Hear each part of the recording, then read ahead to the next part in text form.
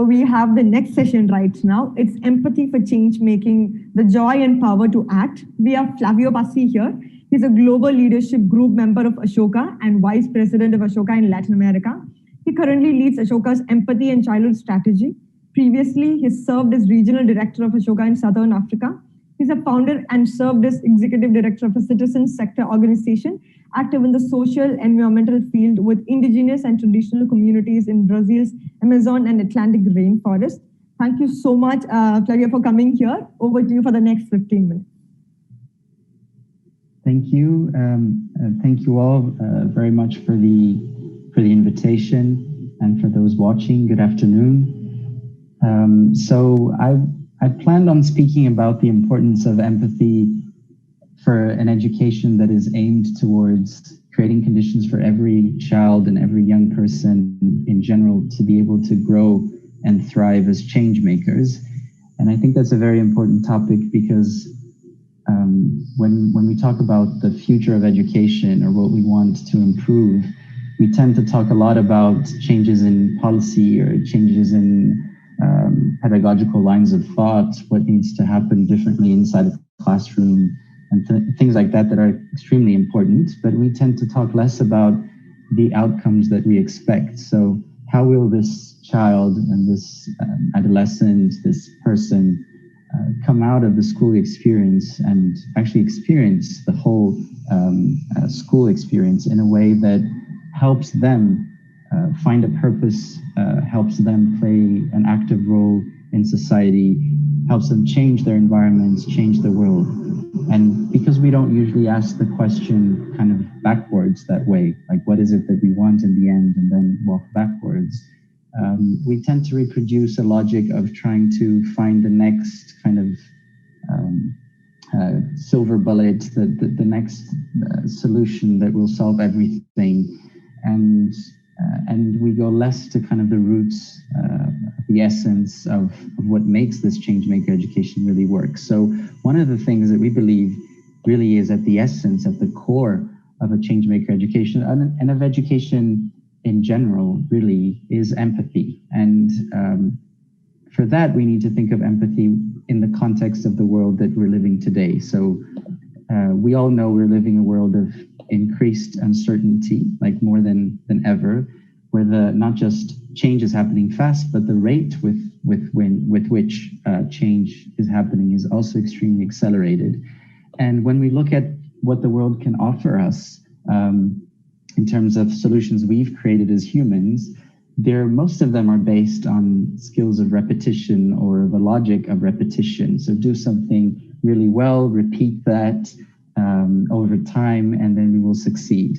And we know that that is no longer effective because the world is demanding from us change-making skills. So the ability to adapt quickly, to change courses, to learn new things really, really fast, and especially to be able to make change as well and do that at the rate with which the world is demanding. And the only way for us to kind of deal with that paradox of a world demanding changemaker skills, but systems that are still based on skills of repetition, and education is probably the one that is most illustrative of that divide.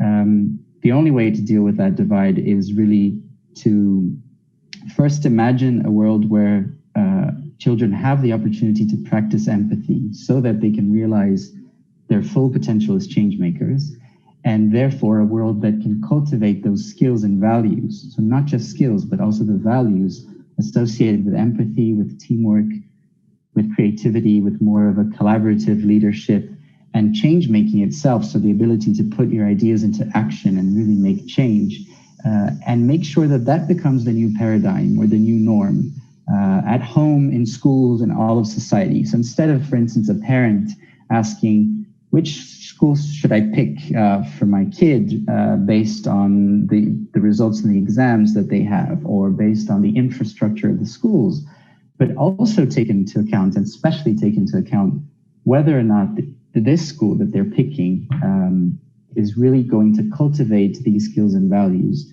for their children, because it's really the skills and values of the present and of the future in such a way that these the new generations won't be able to play at the level that the world is demanding from us if they don't acquire and cultivate, especially those skills and values.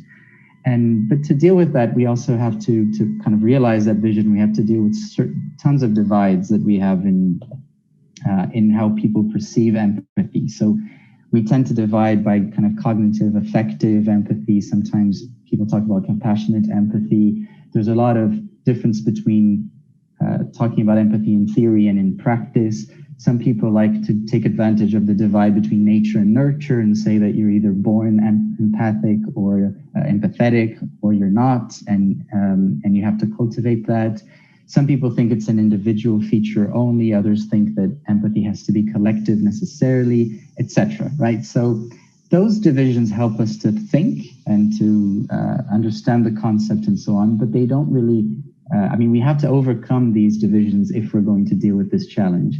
And the way that Ashoka has figured out that it would be helpful to deal with that, kind of to move away from those silos, inspired by our social entrepreneurs from across the world, from practitioners, from changemakers schools, and many others, especially young people themselves, was to realize that we could talk about conscious empathy. So empathy that is both affective, cognitive, compassionate, because you can't really divide those things, but an empathic way of dealing with life that leads us to be conscious about it. So we take empathic actions in a conscious way to relate with people, to improve our society, to improve our world. So when we talk about conscious empathy, it avoids some of these divisions that are not that helpful. And it also puts the focus on being active, being conscious, being intentional about what you're doing.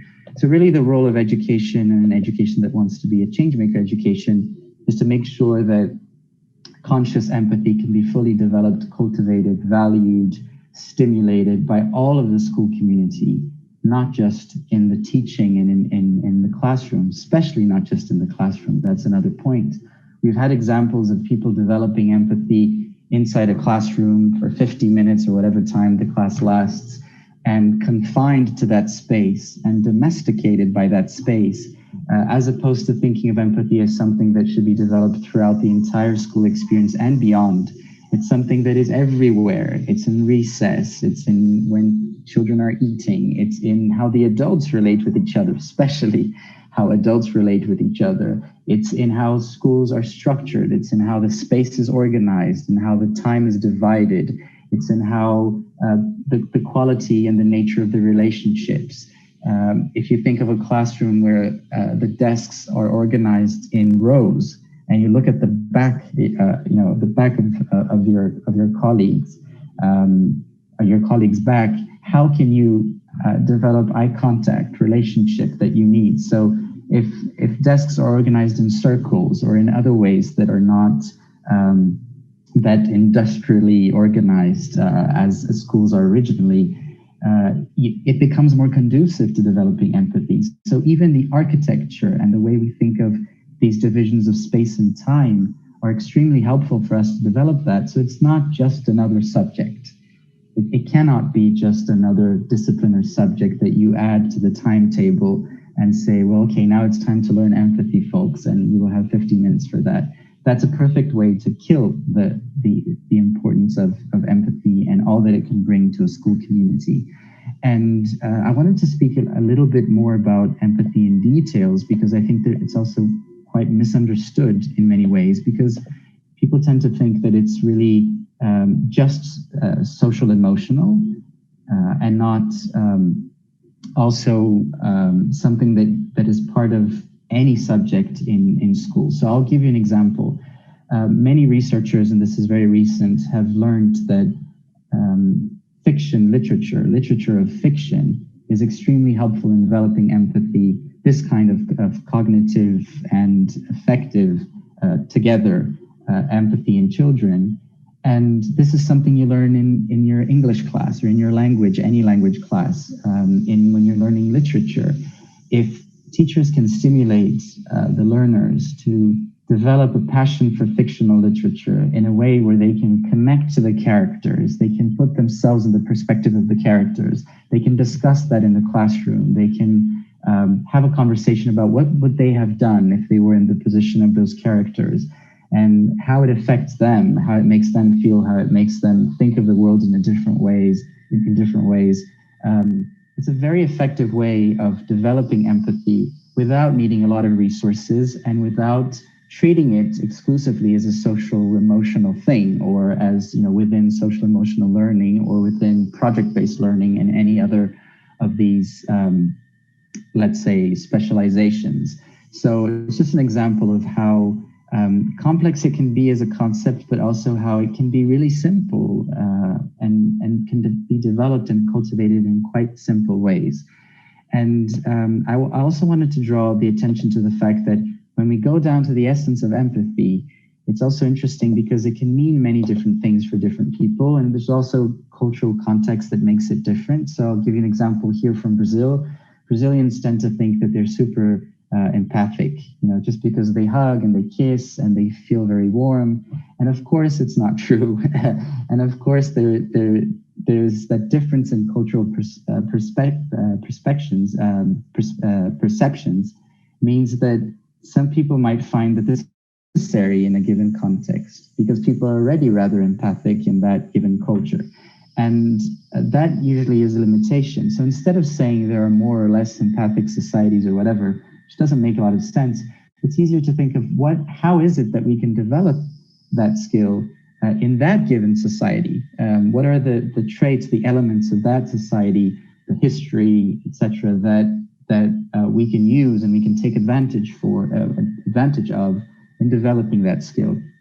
And I just wanted to highlight that because when we started our work, in many countries, we would receive that kind of feedback of people saying, yeah, that it's maybe important in England or in the US, but I don't think it's important here. And because we already kind of have it, right? So I think it's an important kind of barrier we need to remove. The other thing is avoiding this trap of treating it only as within social emotional learning, is when you look at the essence of the word. So the word comes from the German aesthetics in the kind of mid-19th century, when philosophers were trying to understand how a work of art affects a person that views that work of art. And the word that they used at the time in German, which is Einfühlung, was the idea of projecting or feeling into something and into the work of art. So when you see like a beautiful picture and you feel like you're kind of possessed by that picture and you're driven towards that image, that feeling, precisely that feeling, is what they called empathy in the origin of the word. And so it had to do more about feeling into, being projected, letting yourself, allowing yourself to have different perspectives and be connected to different worlds, and less about suffering with others or feeling with others. So it was more feeling into and less feeling with. And I think that's an important distinction because that different preposition changes everything. Because when it came to the English-speaking scholars and then to other Latin or semi-Latin languages, they used pathos, the more of the Greek root word, to create the word empathy. And then it means to suffer in both negative and positive ways with people.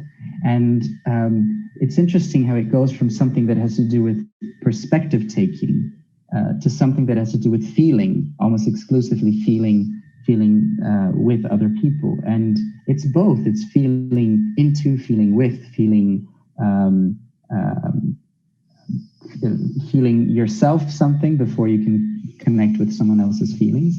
And I think that distinction is important because we don't look at the German aesthetics kind of origin, we tend to think of it more as just affection.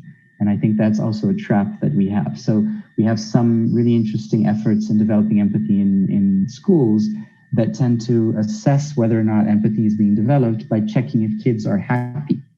That is not what empathy is about. Empathy, empathic kids or an environment that is empathetic doesn't mean everybody's happy all the time, of course. It doesn't mean that that's the only measure. And so if you look at this more kind of the essence of where the word comes from, I think we avoid some of that trap. It also reinforces the social relational dimension. So it's much more about relationship than anything else.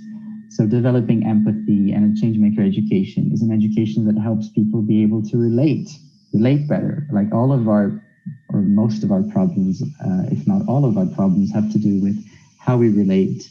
And so the perspective element, perspective thinking, perspective taking, and perspective acting is really about a different status of relationships, a different way of us relating in our smaller communities, in our bigger communities, in all of the world as a human collective in a completely different way. And if you look at the root of the word in Latin of education, educere, it means literally to lead outwards or out.